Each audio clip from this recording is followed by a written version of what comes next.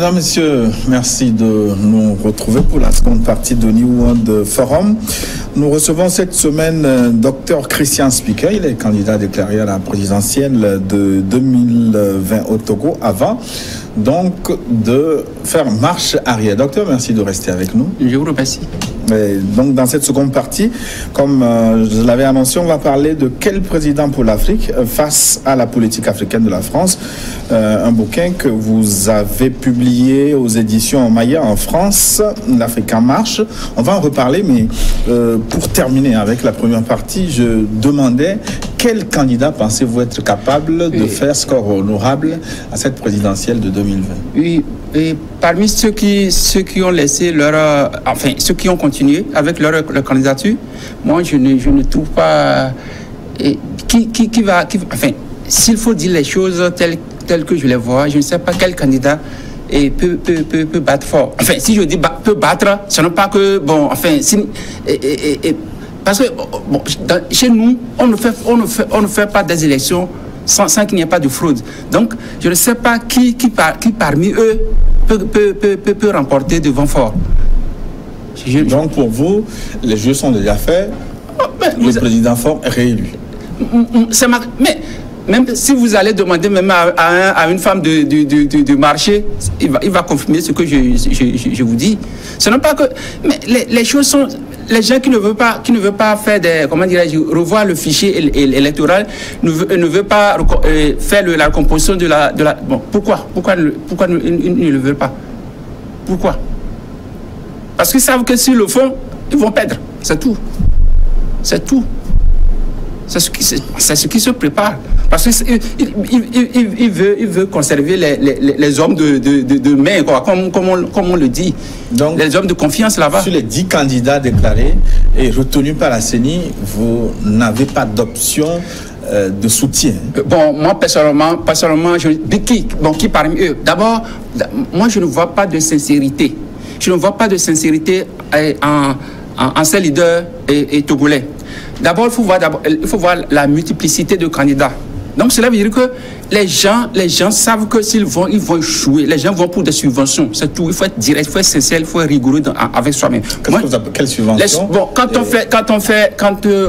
on va aux élections, quand votre candidature est retenue, votre candidature est revenue, vous avez, je sais, le gouvernement, il y a, est-ce que la subvention n'est pas prévue pour la campagne? Pour la campagne, 500 millions, mais je ne sais pas. Oui, mais répartis entre tous les candidats. Répartis, écoutez, 500 millions divisé par 10, peut-être certains seront encore recalés. Bon, à peu près combien revient à chaque personne? Et bon, si vous enlevez les 20 millions de coussins, au moins vous avez quelque chose. Les gens ne vont pas pour faire la campagne, les gens viennent pour circuler un peu comme ça dans les autres régions, puis ils reviennent à la maison. Comme ça, bon, quelques millions là, disons, vont les empocher. Ils ne sont pas... Non, on connaît tous ces jeux. Moi, je ne vais pas faire ça. Je ne vais pas faire. Je ne suis pas venu pour argent d'uni. Donc, vous estimez que c'est du business, hein, mais ce n'est pas moi qui le dis. Ça, c'est du business. Les gens savent que... Bon, enfin, ils ne vont pas gagner. Mais ils ne vont pas gagner aussi, ils ne veulent pas perdre, ils savent qu'ils ne vont pas gagner. Mais au niveau de la subvention, bon, il y a quelque chose là-bas à gagner. Bon, souvent, vous allez constater que les adhérents ne cotisent pas. Les adhérents ne cotisent pas pour les partis politiques ici. Donc, c'est seulement le leader même. Donc, souvent, leur caisse sont déficitaires. C'est pendant les élections, là, comme ça, qu'ils trouvent quelque chose pour alimenter leur caisse. Mais s'ils renoncent à ça, donc, je dis, les gens ne sont pas sérieux avec eux-mêmes. Alors, quelle sera votre attitude face à cette élection de 2020? Boycott? Abstention? Non. Non, moi je n'avais pas. Quel conseil donnerez-vous? Moi j'avais, au départ même, quand on parlait, par exemple, surtout, ce que les gens de PNPM, et bon, la transition, et puis réforme, et puis élection. Moi j'avais dit, au moins il faut un plan B. Un plan B, c'est-à-dire demander, exiger les réformes, comme ça on va aux élections. Voilà. Donc après les élections, parce que le problème, ce n'est pas le problème à 2 tours ou bien à 1 tour. Le problème, c'est la transparence. Si les choses ne sont pas transparentes, même s'il y a 4 tours, il y aura toujours des fraudes. Mais si c'est bien transparent et que c'est même 1 tour, donc celui qui va gagner, c'est à lui qu'on va donner c'est lui qu'on va proclamer. Mais si les choses ne sont pas claires, même s'il y a 2 tours, 3 tours, ça ne sert à rien. Ça ne sert à rien. Non, mais ma question elle est précise. Vous donnez quelle consigne en 2020? Quelle consigne de vote à qui? Bon, pour le moment, moi, je n'ai pas de consigne de vote. Pour le moment, je n'ai pas de consigne. Est-ce que vous allez voter le 22 février? Mais voter...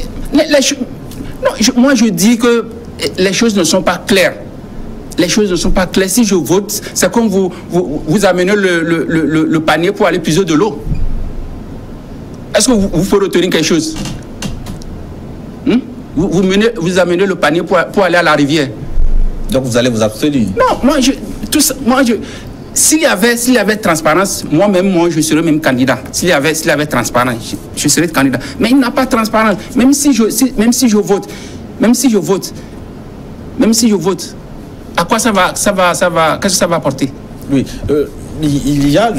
j'écoute parfois certains du parti au pouvoir estimer que c'est parce que l'opposition, ceux qui avancent cet argument, croient que le président de la République a plus de chance. Quelle chance? Est-ce qu'on va parler de chance dans ce pays? Bon, s'il y a de chance dans ce pays, en 2005, vous savez comment Faure Gnassingbé est venu au pouvoir. Si on respecte les textes dans les pays, là où il y a les textes, la rigueur, qui serait le président quand Yadima était mort? C'est Nachaba, vous le savez. Vous le savez. Bon, en 2010, il faut voir combien de personnes sont mortes à Tapamé en 2005 pour ce truc. En 2010, vous avez vu comment... Mais il n'y a pas de... Non, en 2015, je ne sais pas, 2010 ou bien 2015, là, le déploiement n'a pas terminé. Je ne sais pas, on a commencé par le nord, arrivé au sud. On a dit, bon, le délai qui a été arrêté pour proclamer le délai est arrivé, donc le reste, on ne dépouille plus. On a proclamé les résultats. C'est de l'amusement. Ça fait rire. Ça fait rire. Dans les pays démocratiques, ça ne se passe. Est-ce que le bilan du président sortant, Faure Gnassingbé, est-ce que ce bilan ne parle pas pour lui? Mon frère. Parce que, vous le dites, vous parlez de l'Allemagne, il était venu en Allemagne avec une forte délégation, il a été reçu de la manière... Mais ça, c'est de... Vous me faites rire, quoi. Parce que... Donc, il a été félicité par les autorités allemandes, son bilan, quel bilan? Vous voulez parler de... Bon, d'abord, je vais vous répondre à cette... Le bilan, en 2017, moi, j'ai rendu visite à un cousin au CH Campus, en face à côté de la nouvelle présidente de l'université. Je suis dans son bureau, c'est lui l'adjoint au directeur général. Le téléphone sonne, il prend, on lui dit qu'on a amené un malade de Tchévier sous aspiration artificielle et qu'on ne trouve pas de brancard pour faire sortir de l'ambulance. Brancard. Maintenant, lui aussi, il a appelé le chef, le directeur général, on dit mais il faut l'amener au CHU Campus. On l'amène là-bas, on dit qu'il n'y a pas de lit, il faut ramener encore. C'est ça, c'est ce qu'on appelle le bilan. C'est ce qu'on appelle le bilan. Oui. Et je ne suis pas parti dans l'intervalle d'une heure, on a dit que la personne est décédée. Si c'est en Europe, on va traîner les 2 hôpitaux là et en justice. Oui, mais comment se fait-il que je vous parle de la visite, donc puisque vous aimez bien l'Allemagne, du président de la République actuelle, c'était une visite au cours de laquelle il était venu. Les autorités allemandes ont félicité son travail. Quand il était venu, en ce moment, quand il était venu, il était à quel mandat? Quand il était venu en Allemagne. C'était en 2001, c'était en 2007 bien, je pense. Et quand il était venu... Même en 2019, il était en Allemagne. Non, il n'était pas venu en 2019. Il ne pouvait pas venir. Il ne pouvait pas venir. C'est pourquoi il a envoyé le Premier ministre. Il ne pouvait pas.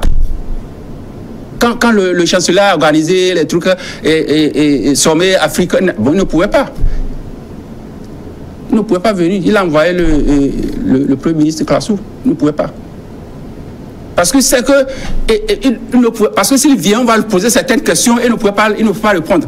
Bon, en 2016, quand il était venu, il a dit que bon, pour que l'Afrique avance en démocratie, deux mandats, au maximum 3 mandats. Et maintenant, il ne veut pas respecter sa parole. C'est ce que vous disiez, hein? C'est parce que les gens ont l'habitude de mentir ici. Donc ça devient une culture. En Allemagne, on va lui reposer la même question. Déjà, moi, je vous dis, même s'il repart en Allemagne maintenant, on ne va plus le considérer, par exemple, c'est quelqu'un qui ne dit pas la vérité. L'Allemand, c'est comme ça. Il faut respecter ce que vous dites. Donc vous dites, on va le prendre pour un enfant. Quelqu'un qui dit aujourd'hui, en tout en sachant que ce qu'il dit ne va pas respecter, ça ne marche pas avec les Allemands. Oui, mais dans la déclaration dont vous parlez, il n'a jamais dit qu'il ne sera candidat en 2020. Mais il a dit, il n'a pas dit qu'il sera candidat, mais il a parlé de 2 mandats ou bien maximum 3 mandats. Bon, il est dans combien de... Quel est le nombre de mandats qu'il fait maintenant? Oui, mais les juristes... Quels juristes vous disent les juristes qu'il y a une nouvelle constitution. Les juristes du NI ou bien quoi? Les juristes du NI ou bien les juristes objectifs? Vous êtes juriste aussi, parce que la loi dispose pour l'avenir, non? Mais si la loi dispose pour l'avenir, donc cela ne veut pas que ça efface ce que vous avez fait. Oui, mais vous, en tant que juriste, est-ce que c'est illégal que le président sortant soit encore candidat? De toutes les façons... Vous êtes éclairez-nous. Mais si on dit clairement que on vote une nouvelle constitution. Et vous allez repartir encore, même si vous êtes même conscient en vous-même. Qu'est-ce que la loi dit en tant que juriste? Légalement, est-ce qu'il a le droit d'être candidat? Moi, personnellement, il n'a pas ce droit. Moi, personnellement, il n'a pas ce droit. Expliquez-nous alors. Il n'a pas ce droit tout simplement parce que on dit, même si la loi régit, la loi n'est pas rétroactive dans ces conditions précises. Le président ne peut pas revenir dire que tout ce que j'ai fait, je n'ai rien fait. C'est comme il efface complètement. Il efface complètement. C'est comme il devient vierge, il n'a rien fait. Non, c'est que je vous demande une lecture légale, parce que je ne parle pas de votre appréciation de la situation. Mais ce n'est pas une appréciation. Est-ce que c'est illégal sa candidature? Moi je dis que ça dit on légalise ce qui est illégal. On légalise ce qui est illégal, c'est tout. C'est illégal, mais on le légalise. C'est tout. Sinon, moi, personnellement, moi, je ne trouve pas, moi, je ne sais pas quel droit encore à se représenter, tout ça. Et moi, ça dit, même quand les juristes de haut niveau, ils viennent sur les plateaux, ils racontent des choses, moi, ça, mais par exemple, je ne sais pas, Radio Nana FM, l'autre là, et le ministre des droits de l'homme, monsieur Christian Tribouillard, qui dit à Radio Nana FM que ce que le président a dit là, à ce moment, on n'a pas fait de réformes. Ça fait rire. Ça fait rire. Donc, si on n'a pas fait de réforme, cela veut dire que le président n'a pas encore fait, le président n'a fait aucun mandat. C'est ça? Quand le président Faure Gnassingbé a parlé de 2 ou 3 mandats, et lui, il vient maintenant qu'à ce moment, on n'a pas fait de réforme. Donc, cela veut dire que quand Faure Gnassingbé fait son CV, il dira qu'il n'a jamais exercé la fonction du président dans son CV. C'est ce qu'il va dire? Répondez-moi, s'il fait son CV maintenant, il va dire qu'il n'a jamais exercé, si je suis l'argument que le ministre des droits de l'homme qui disait que non, en ce moment, la nouvelle constitution n'est pas votée. Bon, maintenant, si je suis son argument, cela veut dire que si Faure Gnassingbé fait son CV de 2005 jusqu'à 2015, il n'est pas président de la République. Donc c'est maintenant qu'il commence. Non, soyons sérieux quand même. Quand on est juriste, il faut quand même... Je sais que le droit et la politique, c'est 2 choses différentes. Mais quand même, si vous êtes juriste et vous mettez dans la politique, il faut quand même... Il faut garder cette rigueur du droit, sinon vous allez vous faire ridiculiser. Est-ce qu'il ne revient pas aux Togolais de trancher sur cette question, de voter, de voir s'ils donnent raison ou non à X ou à Y? Mais pourquoi vous voulez... Au niveau vous voulez parler des élections... Oui, justement. Mais c'est... Bon, et pourquoi certains parlent même de transition? C'est parce qu'ils savent que quand on fait des élections, il n'y aura jamais d'élections libre, il n'y aura jamais d'élections libres. Vous ne vous organisez pas pour apporter les preuves de ce que vous dites? Quelles preuves voulez que j'apporte maintenant? Les candidats ont des représentants dans les bureaux de vote. Oui. Pourquoi on dirait que si vous parlez comme ça, on a l'impression que vous appuyez unis. Vous dites heureusement une impression. Oui, vous dites... Parce que moi, je vous pose... Oui, vous dites que bon, je n'apporte pas de fleurs, les gens sont... Mais on dit que vous avez grandi à Lomé, vous êtes juriste, vous savez tout... je dis pardon, juriste, vous êtes journaliste, vous savez tout ce qui se passe, vous savez que, bon, quand on... Comment les isoloirs, comment, bon, quand les élections, comment les gens du Nord se plantent pour donner les 2 billets, 3 000 aux gens, quand ils vont prendre les unes, on ne sait même pas comment, bon, il y a certaines unes qui sont déjà bien faites, ils vont seulement pour aller changer tout ça. Mais non, c'est pas parce que je ne suis pas à Lomé que je ne suis pas informé de ce qui se passe à Lomé. Justement, en tant que juriste, est-ce qu'il faut colporter ce que tout le monde dit ou demander des preuves concrètes? Je n'ai pas, je colporte. Attends, je suis dans mon est-ce qu'en 2007, est-ce que c'est je ne sais pas si c'est en 2005 ou en 2010, on a vu comment dirais-je, à la télé comme ça, les militaires... Oui, vous parlez de 2005, après voilà, 2005, il y a eu 2010, voilà, il y a eu 2015. Voilà. Bon, lequel on n'a pas fini de dépouiller, et puis on a donné les résultats. Il y a ça aussi, on a montré ça, on n'a pas fini. On a commencé par le Nord. Ici, on n'a pas commencé par dépouiller. On a dit que le délai est bien limité, donc on ne peut pas continuer le dépouillement. Ils vont propager comme ça. C'est pas sérieux. Donc, quand vous entendez à vous, pour vous, ce n'est plus la peine d'aller aux élections.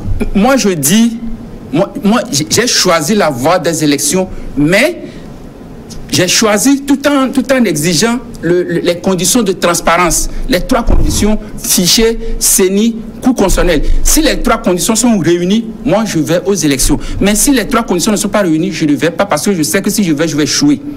Alors, quel président pour l'Afrique? C'est le titre de votre ouvrage. Sorti en 2000... Oui, le 15 octobre 2019. Oui, face à la politique africaine de la France.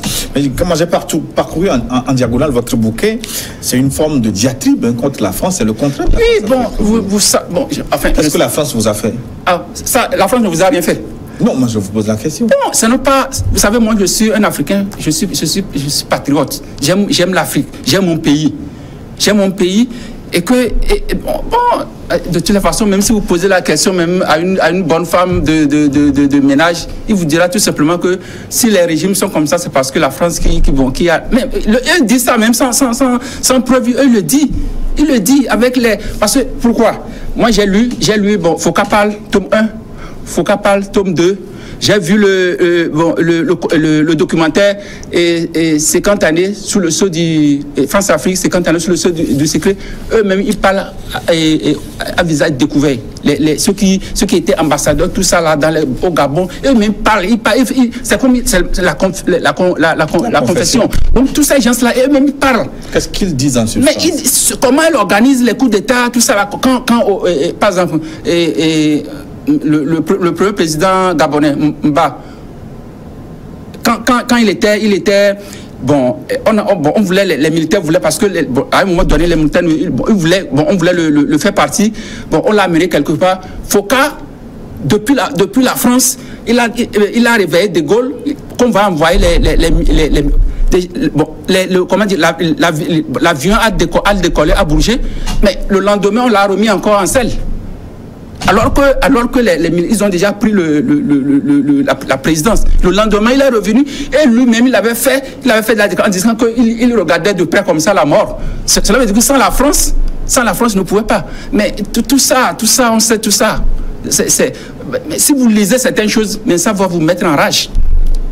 Si vous lisez certains bouquets, vous voyez certains trucs, vous allez voir quand certains partis que j'ai rapportés dans le, vous allez voir. Si vous lisez ça va vous mettre en rage. Donc pour vous, la France est à l'origine des problèmes de développement de l'Afrique. Mais bon, l'exemple à côté de vous, et vous ne faut pas aller chercher loin.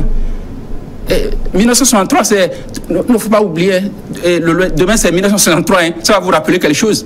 C'est déjà un exemple palpable. Donc, ça dit, la France bloque l'Afrique. Il faut être direct. La France bloque l'Afrique. La France, si on ne quitte pas, hein, si on ne se libère pas de la France, on ne va jamais avancer. On ne va jamais avancer. Prenons un exemple. La dame Nathalie. Nathalie Pan, comment on l'appelle là, donc la Suisse et camerounaise suisse, qui avait critiqué la France au sommet et Afrique. la suite, c'est quoi? Après 8 semaines ou bien 2 semaines? Est-ce que Ouattara ne l'a pas... Mais vous ne pouvez pas. Vous ne pouvez pas. Soit vous acceptez de vous sacrifier quand notre compatriote Kako Mboupo, avec ses critères virulents contre le franc CFA. Vous voyez ce qui s'est passé quand il était à la francophonie. Finalement, aussi, est-ce que ce n'est pas un argument facile? Ce n'est pas facile. Est-ce que c'est facile? Qui est à l'origine je ne dis pas. De vos malheurs? Non, je ne dis pas. Bon, quelle est la responsabilité je vais vous voilà. C'est pourquoi je dis, chez nous en Afrique, ou bien peut-être au Togo, on dit, si un sorcier n'est pas dans votre maison, un autre sorcier ne peut pas vous tuer. Donc cela veut dire qu'il y a quelqu'un qui est complice de celui qui vient de l'extérieur. Donc il y a ça dit, ceux qui sont, si effectivement ce que vous avez dit c'est vrai, mais comme ceux qui sont ici, eux ici, ils sont égoïstes, ce n'est pas l'intérêt du peuple qu'ils cherchent, mais leur propre intérêt. Il suffit seulement que la France dit, ah, si vous arrivez à faire ceci, vous serez comme ça. Automatiquement, ils le font. Ils le font. Si la France dit, bon, si vous arrivez, cette personne, si bon, il vous gêne, ou bien quelque chose comme ça, donc il suit, et puis bon, ils éliminent la personne, et puis parce qu'on lui a fait des propositions. Parce que lui aussi, il voudrait devenir président de la République. On connaît tout ça. Et puis moi, je me dis, bon, quand on est président de la République, il faut être courageux. Il faut être courageux, il faut accepter de vous sacrifier pour votre pays, quel que soit ce qui va arriver. C'est ce que Sylvanus Olympio a fait. Et c'est un modèle pour l'Afrique. Oui, vous avez fait mention d'ailleurs de Sylvanus Olympio dans votre bouquin, L'espoir de Sylvanus Olympio pour le Togo. Peut-être on va reparler de ça. Oui. Mais pour finir avec la France, est-ce que ce n'est pas une stigmatisation gratuite? Ce n'est pas Parce que l'Occident, de façon générale, est-ce que ce n'est pas... Non, je ne dis pas. Je ne dis pas. Les périodes de l'esclavage. Oui, tant que la France, l'Espagne, le Portugal... Voilà, vous parlez. Bon, actuellement, est-ce que vous voyez une caserne de l'Espagne en Afrique? Non, répondez-moi à la question. C'est vous qui avez évoqué ces noms-là. Est-ce que vous avez vu une caserne de l'Espagne en Afrique? Est-ce que vous avez vu une caserne de l'Angleterre en Afrique? On voit des bases militaires des États-Unis en Afrique. Mais on n'est pas colonisé par les États-Unis. Donc je parle des pays qui ont colonisé l'Afrique. Est-ce que vous avez vu une caserne de Portugal en Afrique? Est-ce que vous avez vu, bien sûr, l'Allemagne n'a pas, elle est quittée. Donc, est-ce qu'il y a une... c'est ce qu'il fallait voir. Pourquoi la France, depuis 1963, des bases militaires, Ce sont des accords militaires signés avec les différents pays. Si vous lisez, en tant que journaliste, quand vous lisez tous ces accords-là, ce n'est pas pour défendre... Je vais vous dire une chose. Et quand en 2000, seulement en 2000, quand on avait tiré sur nos compatriotes au Fléau Jardin, vous vous souvenez que le Mitterrand avait envoyé les soldats, mais ces soldats-là sont arrêtés au Bénin, à Cotonou. Voilà. Dans le livre, vous allez voir ce que Foucault avait dit. Foucault avait dit que on lui a posé la question, et Philippe Gaillard lui a posé la question, pourquoi on a envoyé les militaires et puis ces militaires ne sont pas rentrés au Togo? Et ils sont descendus à Cotonou. Donc Foucault disait qu'à un moment donné, il voyait que la situation, ça peut changer à tout moment. Ça peut changer à tout moment au niveau de certains militaires ou bien au niveau de la police. Ça peut changer. Donc ils ont pris cette disposition et d'envoyer les soldats français, mais on les a gardés à Cotonou, tout en sachant que si la vie de Gnassingbé Yadema est en cause, il rentre. C'est ce qu'il a dit. On lui a demandé, il dit que que l'accord qui a été fait, c'est pour protéger le président. Donc on constate qu'ils étaient là avec les deux yeux braqués sur le Togo, que s'ils constatent que l'opposition est en position de force ou bien le peuple est en position, ils débarquent. Pour mettre les choses au calme. Donc ils sont là, ils ne sont pas venus pour défendre l'opposition. Hein. Là il faut, si vous avez ça, tout ça, en ce moment on était naïfs. Quand les Français venaient, on dit ils sont venus pour, Kofi était premier, on dit ils sont venus pour nous. Ce n'est pas pour nous. Foucault avait dit ça, qu'ils sont venus pour protéger Yadema. Et que si ils constataient que la sécurité de Yadema est en cause, ils rentrent à Lomé. Il avait dit ça, qu'il y avait un accord. Donc, s'ils sont venus, ce n'est pas pour... Je vous dis, si vous lisez certaines choses, ça va vous enrager. Ça va vous enrager. J'ai lu des trucs comme moi, quand je lis certaines choses, ça m'enrage, quoi. Ça m'enrage. Aujourd'hui, vous semblez voir une forme de rupture amorcée dans le jardin de la France-Afrique, tentative de rupture avec le passé de la France en Afrique, avec l'avènement de Emmanuel Macron oui, au pouvoir. Est-ce que ce n'est pas une vue de l'esprit? Oui, Emmanuel Macron, vous allez voir, Emmanuel Macron, c'est qu'il est jeune. Il est jeune, lui-même disait qu'il n'a pas vu la colonisation. Donc, quand il était en campagne, il était parti en Algérie, il avait fait quelque chose que l'esclavage, c'est un crime contre l'humanité. Mais les gens de droite, là, ils l'ont critiqué, qui n'a pas le droit d'aller critiquer la France à l'étranger. Donc, ce qui veut dire que lui, et puis surtout Jean-Marie Le Pen, Marie Le Pen, donc Marie Le Pen, c'est-à-dire la fille de... Voilà. Du coup, il ne peut pas aller ridiculiser, aller rabaisser la France, aller culpabiliser la France. Fillon aussi, en ce moment, Fillon aussi était candidat pour le Parti républicain. Donc, c'est quelqu'un qui est jeune, lui dit ce qu'il pense. Mais ceux qui sont là, eux, ils ne veulent pas qu'on culpabilise la France. Ce qui veut dire que c'est quelqu'un, il est conscient, il reconnaît que son pays a fait du mal à l'Afrique. Il le dit, mais ceux qui sont derrière, on ne lui donne pas la main libre de dire ce qu'il pense. Donc, de son séjour en Côte d'Ivoire, la dernière fois, il a encore dit que la colonisation... Voilà. Et même quand il était parti au Burkina, quand il était parti au Burkina, devant les étudiants, l'amphi au Ouaga, il avait dit ça. Lui, est-ce qu'il faut prendre cette déclaration? Non, j'ai dit tentative. C'est-à-dire, il essaie quoi. Il essaie mais on ne lui donne pas la main. C'est comme, je peux vous donner un exemple. Et Faure, quand il était venu, peut-être au début, il voulait se démarquer de son papa. Il voulait se distinguer de son papa, faire les choses comme tel qu'il est. C'est en ce moment qu'il avait parlé qu'il a une minorité qui accapare. Il était conscient. Mais ceux qui sont là, les barons qui sont là, les ténors, ils se disent, hey, il faut faire ce qu'on vous dit. Hein. Et puis seulement, il est rentré dans le... C'est comme ça. Donc, ce qui veut dire que quand Macron était venu, il voulait... On dit, hey, la France, il faut ne touche pas. Hein. Ça, c'est l'intérêt de la France, il faut savoir parler. Mais au même moment, Macron, la dernière fois, à Abidjan, a annoncé la fin du franc CFA remplacé par l'éco. Mais est-ce que vous parlez de... Je peux vous dire une chose. Quand on dit on remplace, mais c'est la France qui donne la garantie. Et je vais vous poser une question. Vous louez une maison. Quelqu'un vous dit que je vous garantis la maison. Si je vous donne la caution, si vous ne payez pas, est-ce que vous n'allez pas respecter cette personne-là?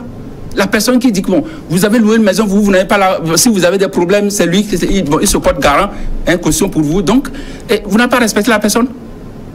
Hein? C'est une forme d'influence. Les Français sont faits en diplomatie.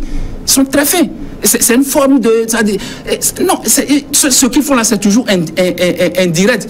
Comment quelqu'un a une monnaie et vous voulez garantir? Si vous n'avez pas un intérêt, vous pensez qu'un Français fait quelque chose sans intérêt? Au même moment, ce sont les chefs d'État qui ont demandé cette garantie-là. Mais quel chef... Voilà, vous parlez de chef d'État. Vous parlez quel chef d'État? C'est Ouattara.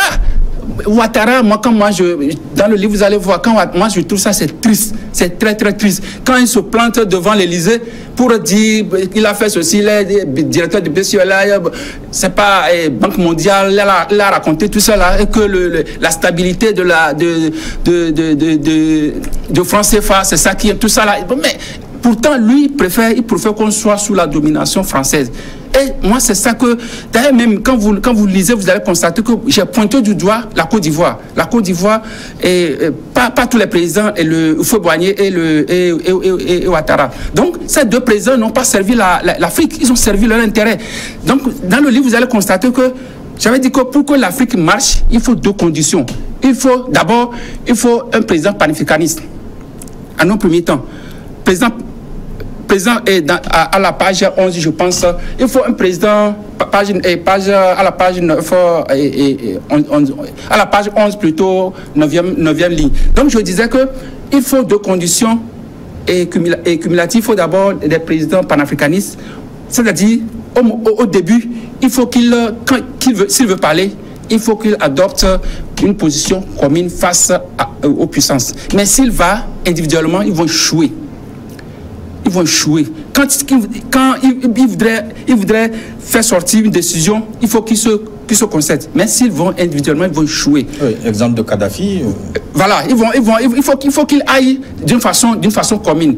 Bon, maintenant, si cette phase passe là, maintenant, chacun peut chercher à aller individuellement quand on arrive à un certain temps. Mais si au début, vous venez au pouvoir et vous voulez faire individuellement, parce que, par exemple, je vous donne un cas.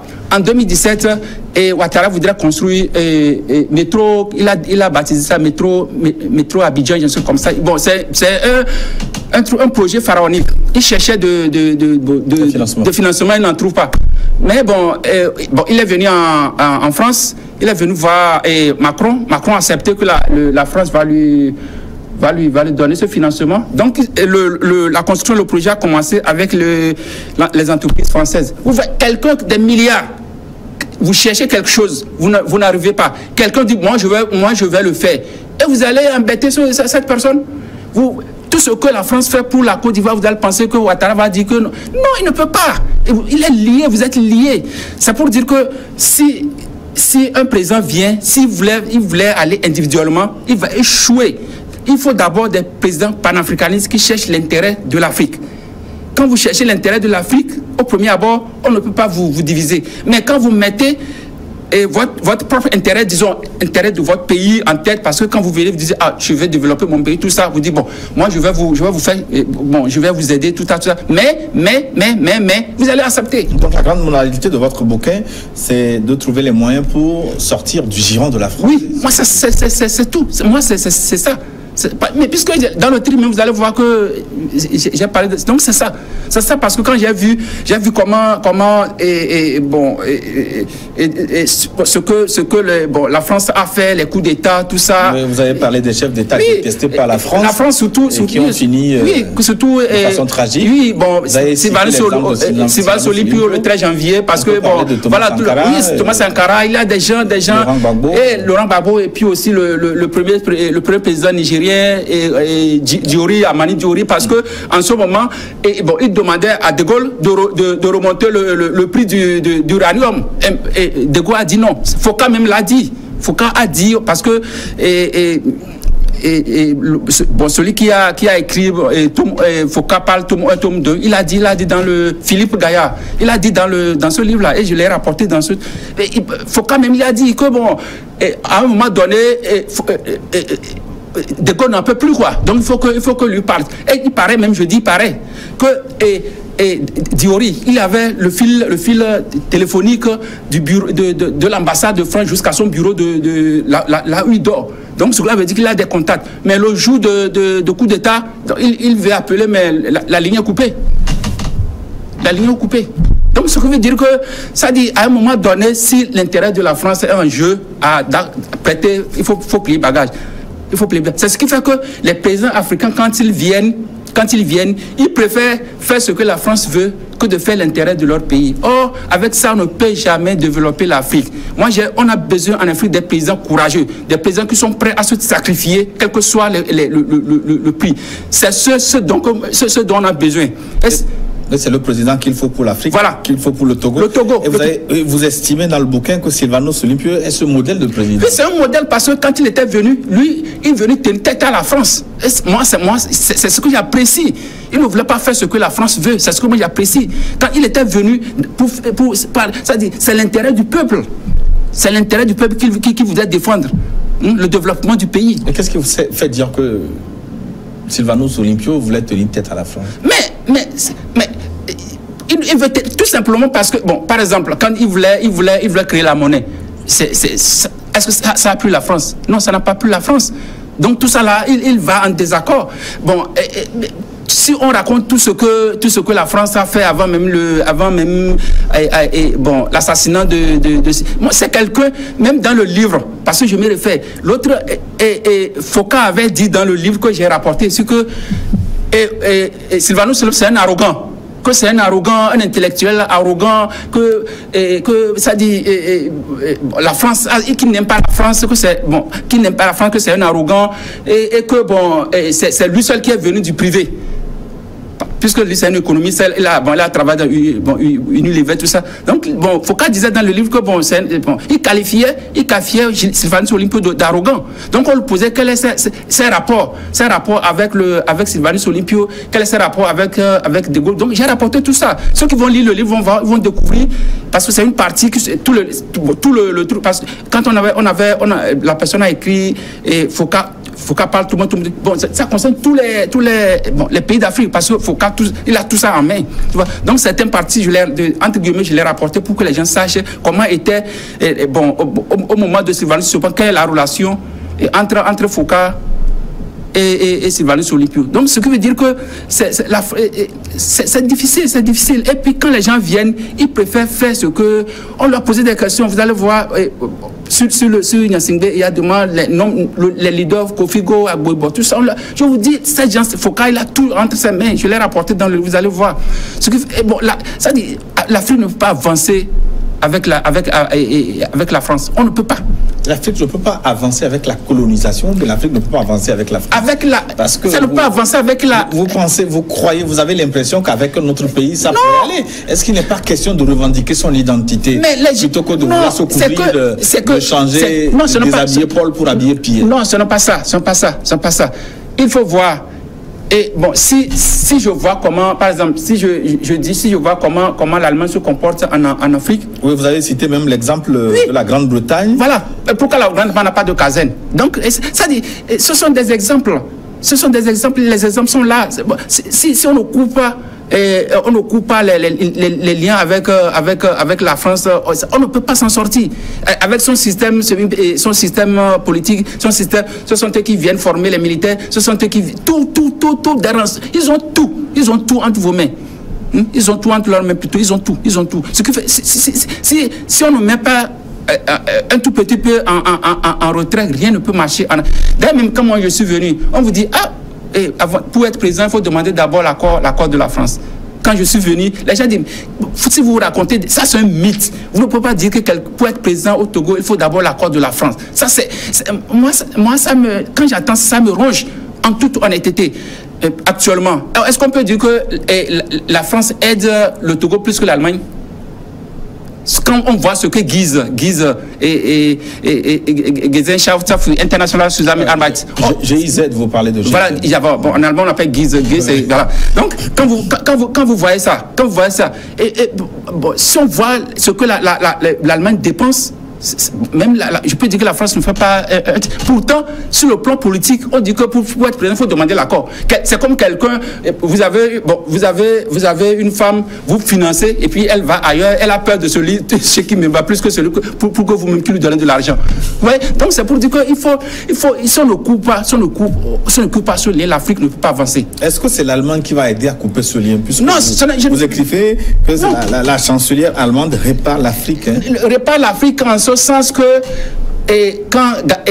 Kadhafi, vous savez très bien, ce n'est pas moi qui va vous apprendre, vous savez ce qui s'est passé en 2011, c'est Sarkozy. Quand on a éliminé Kadhafi, il faut voir... Avec le mandat des Nations Unies. Oui, mais la diplomatie, mon frère, mais si les puissances, s'ils veulent faire quelque chose, ils ne passent pas, mais ce sont des lois. Ils cherchent comment passer pour dire que c'est comme ça que ça fonctionne. Si la France veut attaquer aujourd'hui un pays africain, il ne va pas dire que moi je l'attaque. Il passe, mais il est membre du Conseil de la sécurité. Il suffit seulement, sauf si l'autre la Russie ou bien la Chine pose son veto. Sinon, il passe pour, puisque ce sont eux qui décident. Ce sont eux qui décident. C'est comme ça que ça se passe. Ils ne quittent pas comme ça, bon, on va vous bombarder. Ils passent sous couvert de l'ONU. C'est comme ça que ça se passe. Donc, ce qui veut dire que quand j'ai parlé de la chancelière répare ce que la France a détruit, je parle des réfugiés. Vous avez vu ce qui s'est passé en 2011, en 2015. Combien de réfugiés qui sont venus en Allemagne? Mais l'Allemagne, parce que souvent quand les gens sont ici, ils ont, ça dit des préjugés sur l'Allemagne, c'est un pays nazi, tout ça là. Mais ce que l'Allemagne a fait, aucun pays de l'Europe ne peut pas le faire. Pourtant, ça a quand même créé des problèmes. Oui, c'est vrai, ça a créé, mais quand même, c'est en tant que... Voilà, vous êtes bienvenus. par exemple, en tant que chef, certainement que ceux qui sont autour de lui, ils n'ont pas voulu, mais il a décidé. Mais si Ford dit qu'on l'a investi, je reviens, si on l'a investi, donc cela veut dire qu'en tant que chef, il peut dire on veut m'investir, mon parti veut m'investir, donc je peux dire non. Donc s'il a accepté, c'est parce que lui-même veut. Bon, ça c'est une parenthèse. Bon, pour l'Allemagne, les gens n'ont pas voulu, mais il l'a fait parce que la dame, elle est très humaine, quoi. Elle sent, à la télé, quand vous voyez ce qui se passe à la télé, les gens en détresse, tout ça, la dame, elle dit non, pourtant, elle est de le parti, CDU dont je suis même parti, je suis de la CDU, j'ai la carte avec moi ici, je peux vous le montrer. Donc, la dame, elle a ouvert grandement la porte de l'Allemagne. Grandement la porte de l'Allemagne, et puis bon, mais elle a donné, et puis les gens ont exécuté, les gens venaient, on ne fouillait même pas les gens, mais mais que disent les mauvaises langues? On dit, l'Allemagne a besoin de manœuvre, de main d'œuvre, c'est pourquoi, mais quand vous faites du bien, on dit c'est parce que vous avez besoin de ceci. Non, non, vous savez, ce que la France ne peut pas le faire, quand l'Allemagne le fait, la France trouve toujours des raisons pour discréditer l'Allemagne. Pourtant, l'Allemagne souvent dit que la France est un pays de droits de l'homme. Mais quand les gens sont en détresse, allez en France, vous voyez comment sous les ponts, les réfugiés, vous allez voir, les gens dormaient sous les ponts. Mais en Allemagne, vous ne verrez jamais un réfugié dormir sous les ponts. Jamais en Allemagne. Dernier volet, parce que nous tirons vers la fin de cette émission, vous estimez quand même qu'il y a un espoir de voir la situation s'inverser vers la fin des passe-droits de la France en Afrique. Et vous pointez du doigt notamment le réveil de la jeunesse africaine. Oui, la jeunesse, et Kémy Séba, ou bien comment on l'appelle à celui. Voilà, la jeunesse africaine se révolte contre le système. Les gens se révoltent avec la dame là, Nathalie, comment on l'appelle, la Camerounaise sur cela. Les gens se réveillent. Les gens se réveillent même contre leur président. Vous voyez même, bon, ce Béninois, franco-béninois, il a été jugé même au Burkina l'autre fois là.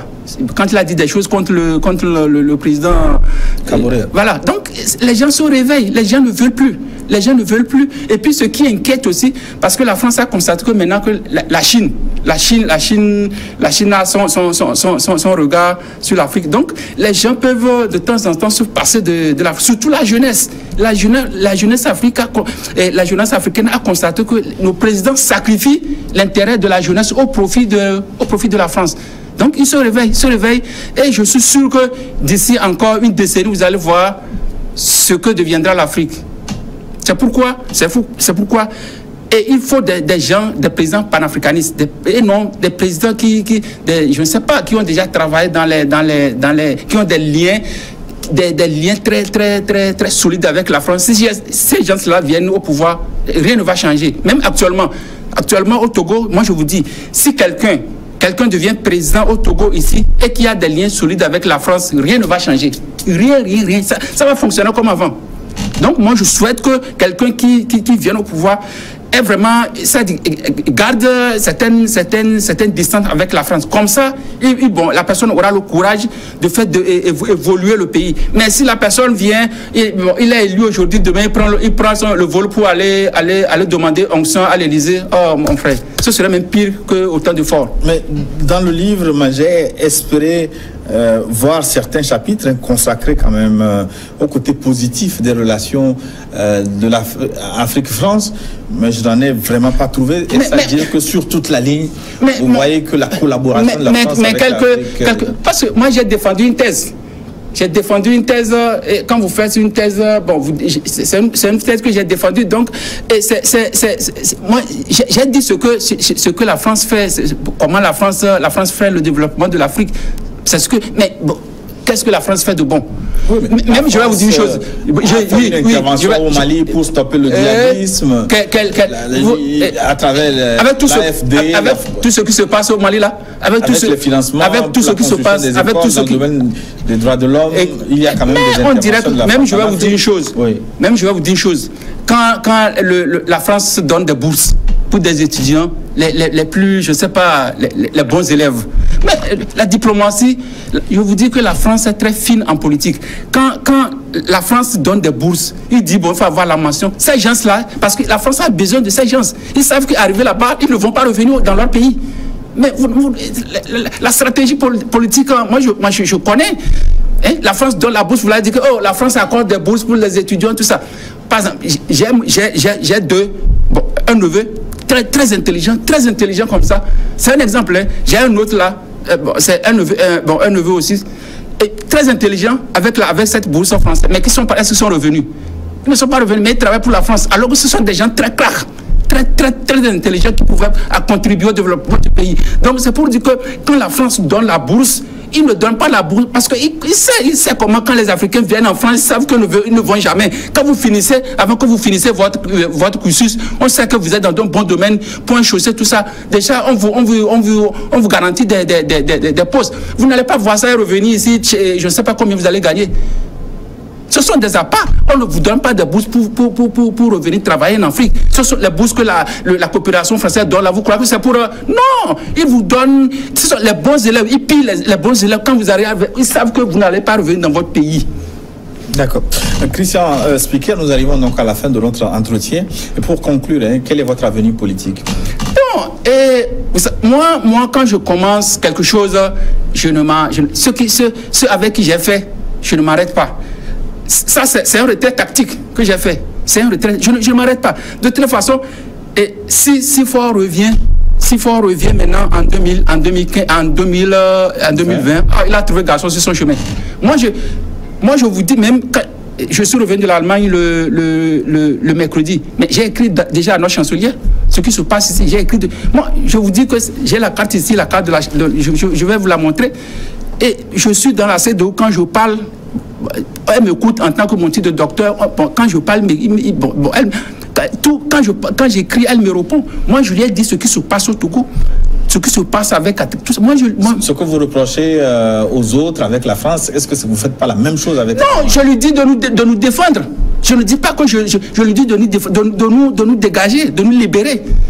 Et bon, je vous pose un exemple. Quelle est sa réponse? Je vous pose un exemple. Si vous voulez comparer la France et l'Allemagne. Non, on n'a plus le temps justement pour faire cette comparaison. Quand Boko en 2005, quand Boko a des problèmes, sa femme est française. Pourquoi il ne s'est pas réfugié à l'ambassade de France et à l'ambassade de l'Allemagne? C'est parce qu'il a confiance avec l'Allemagne, c'est tout. Oui, mais justement, qu'est-ce que la chancelière vous répond? Mais je ne vais pas dire ça ici. Moi, je ne suis pas con. Je ne suis pas con, je ne vais pas dire ça ici. C'est pour dire que moi, s'il vient en 2020, moi, il a trouvé garçon sur son chemin. De toute façon, donc la chancelière va vous accompagner? Non, je ne vais pas vous dire quelque chose. Moi, je dis que il va trouver un garçon sur son chemin. C'est tout. C'est tout. Moi, je me suis retiré, je ne vais pas aux élections. Mais je ne vais pas laisser faire.